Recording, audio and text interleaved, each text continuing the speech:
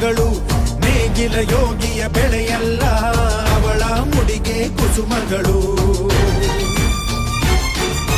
ಹರಿಯುವ ನದಿಯ ನೀರಲ್ಲ ಅವಳ ಎದೆಯ ಅಮೃತವು, ತುಮುಕುವ ಜೋಗದ ಸಿರಿಯಲ್ಲಿ ತುಂಬಿದ ನಗೆಯ ನರ್ತನವು. ಈ ನಾಡ ಶ್ರೀಗಂಧ ಕನ್ನಡಾಂಬೆಯ